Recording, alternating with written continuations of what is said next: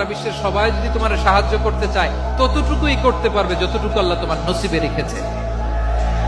গোটা বিশ্ব যদি তোমার বিরুদ্ধে ষড়যন্ত্রে দাঁড়িয়ে যায়, ক্ষতি ততটুকু করতে পারবে যতটুকু তোমার জন্য বরাদ্দ আছে, এর বাইরে কিছু করতে পারবে না। আওয়াজ করে বলেন ঠিক কিনা?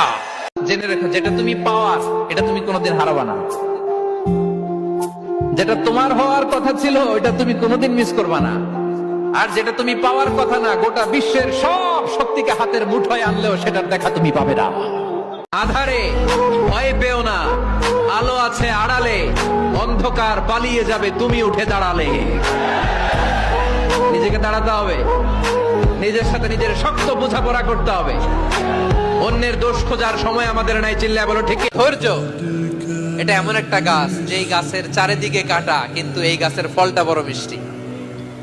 ধৈর্য এমন একটা গাছ যে গাছের চারিদিকে কাটা, কিন্তু এই গাছের ফল বড় মিষ্টি সুমিষ্ট।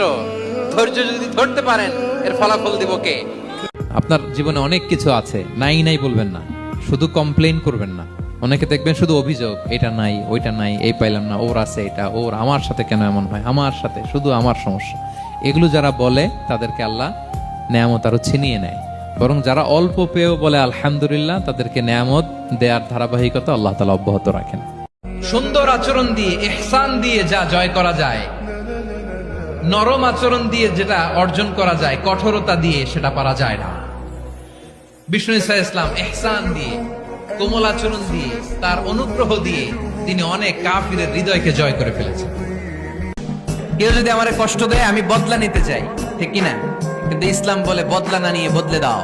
কি করবেন? বদলা নিও না, বদলে দাও। যে কুস্তি খেলতে পারে ভালো, সে শক্তিশালী না, বরং ইন্নামা শাদীদুল্লাযী ইয়ামলিকু নাফসাহু ইনদাল গাদাব, রাগের সময় যে নিজেকে নিয়ন্ত্রণ করতে পারে সেই শক্তিশালী।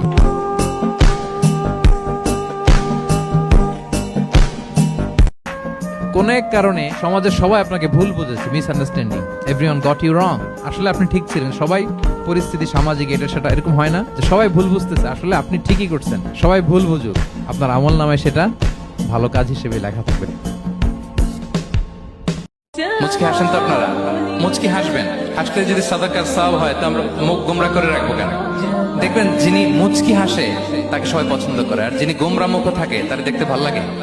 আমার ভালো লাগে না, আপনাদের লাগে?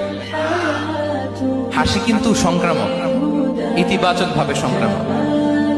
আপনি হাসলে দেখবেন হেসে হেসে কথা বলে, যার সাথে বলতেছেন তার একটা হাসি। আপনি গোমরা মুখে থাকলে ওই ব্যক্তিও গোমরা মুখ, ঠিক কিনা বলেন? সিজদায় করে আল্লাহরে বলবেন, আল্লাহ